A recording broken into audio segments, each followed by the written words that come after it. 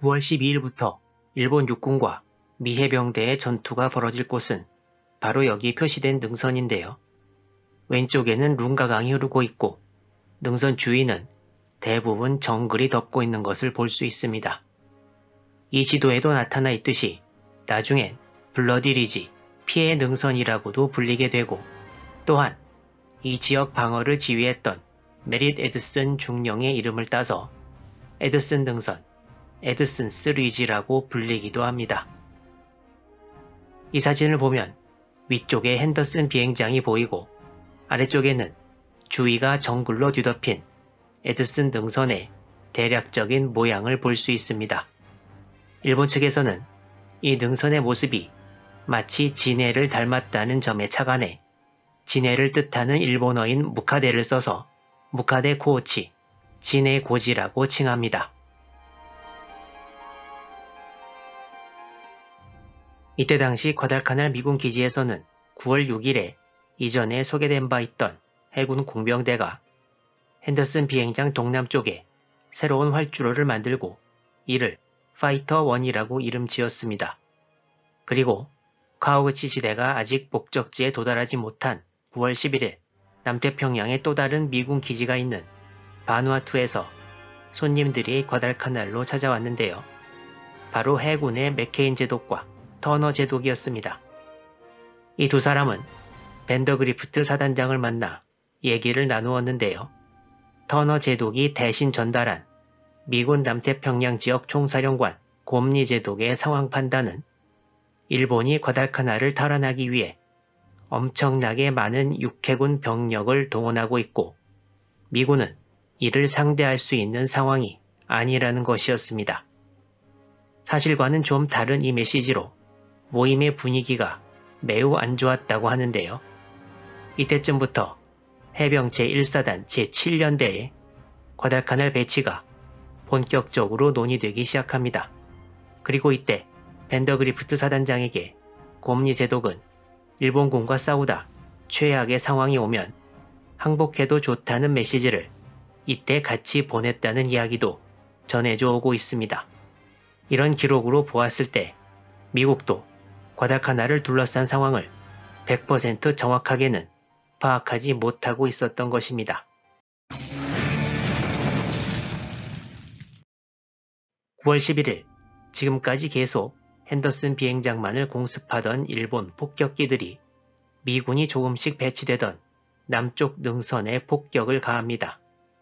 미군은 이미 동쪽 상륙 지점에서의 흔적 말고도 일본군을 피해 피난 가는 원주민과 정찰대가 전하는 소식으로 일본군의 동태를 알고 있었고, 이제 평소의 폭격 목표를 벗어난 이 폭격으로 거의 확실히 일본의 공격 루트를 알게 되었습니다. 미군은 9월 12일 하루 종일 해병 레이더 대대와 낙하산 대대를 이용해 방어선을 만드는데요. 황급히 철조망을 두르고 참호를 파서 대비하던 미군 병력은 약 840명가량이었다고 합니다. 미 해병대의 수비 병력 배치는 다음과 같았습니다. 에드슨 중령 휘하 미군은 대략 2선을 중심으로 왼쪽은 레이더 대대, 그리고 오른쪽은 낙하산 대대가 맡았습니다. 동쪽에서는 낙하산 대대의 A, B, C 3개 중대가 정해진 위치에 자리 잡았고, 서쪽의 룬가강에서 능선 초입까지의 부분을 레이더 C, B 중대가 맡았습니다. 그리고 능선 서쪽을 따라 차례로 레이더 A, E, D 중대가 자리를 잡았습니다. 두 대대의 본부는 능선 동쪽 후방에 위치했습니다. 동쪽 카와구치 지대 상륙지 원정을 갔던 에드슨 중령의 레이더 대대와 낙하산 대대는 이제 자기들이 흔적을 목격했던 그 부대를 제1선에서 맞아 싸워야 될 상황에 처했습니다. 과달카날에 상륙해 1942년 9월 12일까지 정글을 헤치고 1차 집결지까지 온 카와구치 지대. 악전 고투 끝에 미군 진지 남쪽에 왔지만 시간이 워낙 많이 걸려 쉴 시간도 별로 없었습니다. 카와구치 지대는 3개의 부대로 나뉘어 있었는데요. 전체 지대는 일단 좌익대, 중앙대, 우익대로 구분되었고 좌익대는 오카 아키노스케 대좌가 지휘하는 제124연대 제2대대가 중심이었고 중앙대는 제124연대의 나머지 제1, 제3대대로 이루어졌는데 호쿠쇼 유키치 소좌가 지휘하는 제1대대가 좌 제1선 공격부대였고 와타나베 구스키치 중좌가 지휘하는 제3대대가 우 제1선 공격부대로 이름 지어졌습니다. 또한 이치기 지대의 후발대로 이루어진 쿠마 대대가 미즈노 에이지 소좌의 지휘하에 우익대로 편성되었습니다. 그리고 타무라 마사오 소좌가 지휘하는 아오바 지대 제4연대 제2대대 병력이 제2선 공격부대로 다른 두 대대와 함께 중앙대에 편성되었습니다. 가와구치 지대장은 12일 오후 자기 휘하에 중앙대 두 개 대대 지휘관을 불러 공격 준비 위치까지 전진한 다음에 예정대로 12일 오후 8시에 공격할 것을 명령했습니다. 곧 제1, 제3대대가 최종 위치로 전진을 시작했고 지대사령부는 제2선 부대 뒤에 위치합니다. 그렇지만 정글 속에서 최종 목적지를 찾는 것 자체도 어려운 일이었음이 드러납니다. 9월 12일 야습은 일단 일본군이 주변에 익숙하지 않은 채 너무 서둘러 진행됩니다. 제2선 공격부대를 맡은 제4연대 제2대대장이었던 타무라 마사오 소자는 본인의 기록에서 9월 12일 공격은 일단 준비가 불충분했고 공격전 상황에서 카와구치 지대장이 부하들의 의견을 듣지 않았다고 기록하고 있습니다. 또한 타무라 소자의 기록 아래쪽에는 불가라는 언급이 있는데요. 일본 기록에는 작전 불가가 아니라 이런 지대장 혹은 지대사령부는 불가하다로 해석합니다. 아마도 타무라 소자가 같은 카와구치 지대 출신이 아니라 아오바 지대 소속이어서 조금 더 비판적으로 바라본 것이 아닌가 생각됩니다. 하지만 카와구치 지대장이 서두른 것도 이해가 전혀 안 가는 것은 아닌데요. 이전에 말씀드렸던 피지에서 오고 있다는 대규모 미군 수송선단 정보, 이런 것들을 볼 때 카와구치 지대장도 공격을 빨리 하려고 했던 것이 아닌가 생각도 됩니다. 일본군이 처음 목표로 잡은 곳은 레이더 대대 C, B 중대가 지키고 있던 곳이었는데요. 룬가 강변을 끼고 코쿠쇼 소좌의 제1대대가 접근하기 시작했습니다.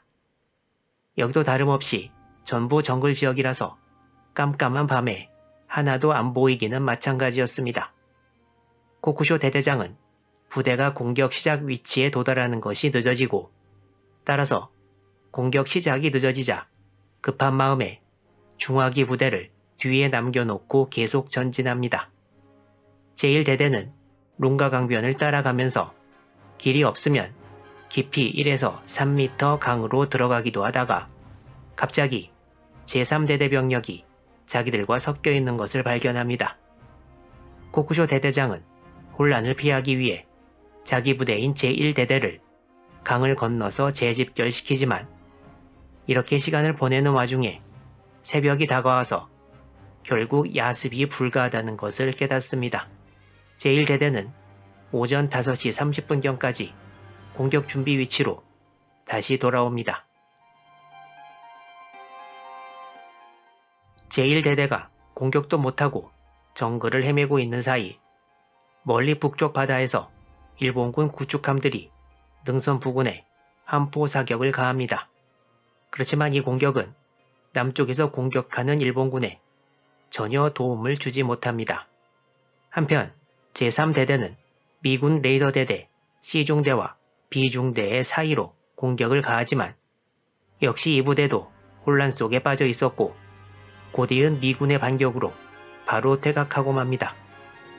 카와구치 지대장도 부대들을 따라 도보로 이동을 시작했으나 계급이 높다고 정글 행군이 쉬워지는 것은 아니어서 룬가강을 따라 거슬러 올라가다가 지대사령부도 큰 혼란에 빠지고 말았고 해가 지고 얼마 되지 않아 중앙대의 각 대대와 지대사령부 간의 연락이 전부 두절되었습니다. 지대사령부의 혼란은 카와구치 소장 자신의 기록에서도 단서를 찾을 수 있습니다. 일본군의 작전이 시작되고 나서 카와구치 지대장은 자신의 기록에서 자기도 지대사령부 선두에 서서 제3대대 후미를 따라서 정글 속을 걸어갔다고 했는데요. 깜깜한 밤에 잘 보이지도 않는 정글 속을 걸어가다가 제3대대를 놓쳐버렸다고 합니다. 정신을 차리고 보니 자기 옆에 있는 사람은 야마모토 고급 부관, 서기, 당번병 등 4~5명밖에 안 남아 있었고 나머지는 어디 갔는지 보이지도 않았다고 기록하고 있습니다.